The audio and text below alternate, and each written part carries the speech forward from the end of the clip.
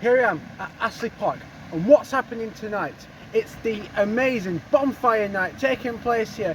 What a great event it will surely be. And look, the work's getting set up. Even over there, they're putting all the woods in place.